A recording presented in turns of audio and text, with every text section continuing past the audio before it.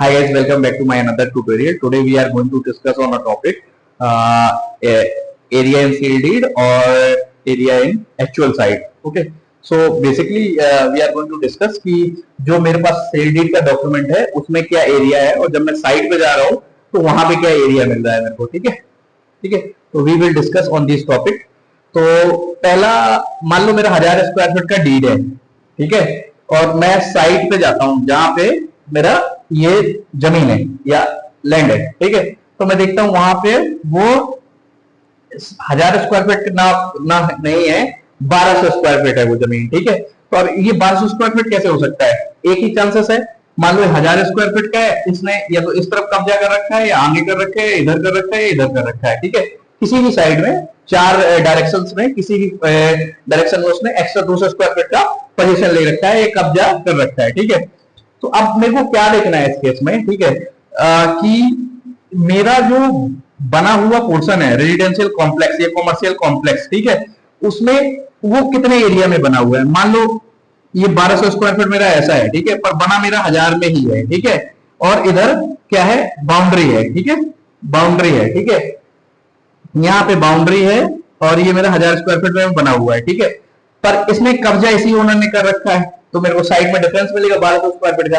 अब मेरे को देखना है ये जो कब्जा है ये ऐसा तो नहीं है कि ये रोड वाला तरफ है. ठीक है, ये रोड वाला तरफ है.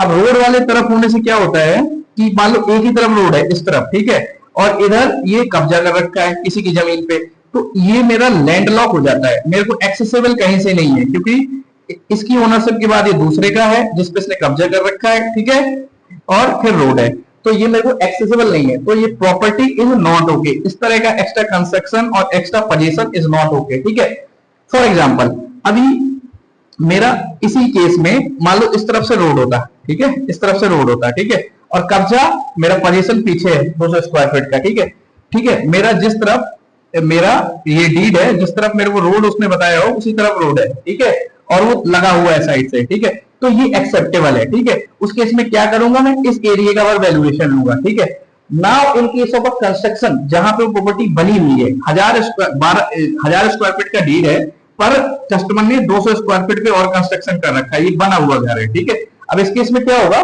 मेरे को ये देखना है कि ये जो एक्स्ट्रा कंस्ट्रक्शन है 200 स्क्वायर फीट का, ठीक है, ये किस नेचर का है.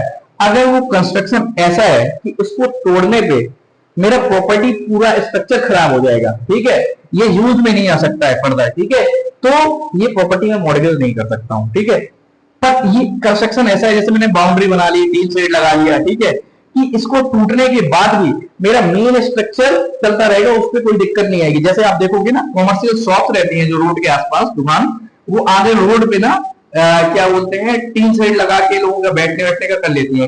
तो ये ऐसा कंस्ट्रक्शन होता है, ऐसा कब्जा होता है जिसके टूटने पर इसके मेन स्ट्रक्चर का कोई खराबी नहीं होगा. ठीक है, तो इस तरह का कंस्ट्रक्शन एक्सेप्टेड है. इस तरह का अगर साइट में एरिया एक्सेस है तो एक्सेप्टेड है.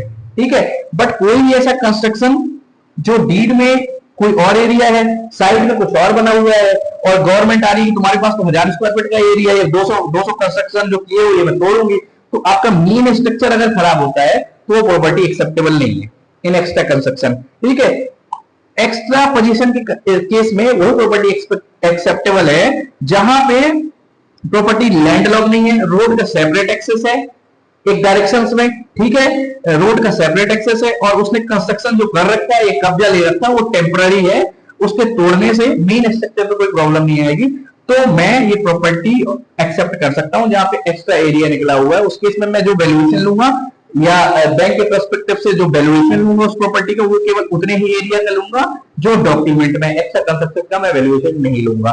ठीक है, इज दैट क्लियर गाइस? ये एक्स्ट्रा जो पोजीशन ले रखा है उसने एरिया, उसका वैल्यूएशन नहीं लूंगा. तो एक्स्ट्रा कंस्ट्रक्शन के केस में ये चीजों का ध्यान देना है.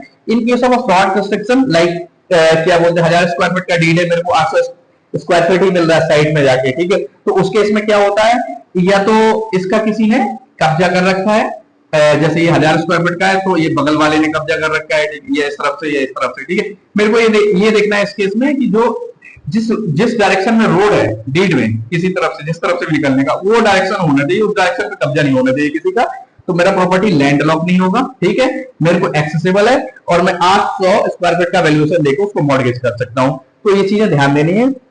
कि एक्स्ट्रा कंस्ट्रक्शन के केस में या एक्स्ट्रा पोजीशन के जो भी है, जो कब्जा किया हुआ है, उसमें देखना है कि मेरा कोई ऐसा कंस्ट्रक्शन तो नहीं है जो मेरे मेन स्ट्रक्चर को खराब करेगा।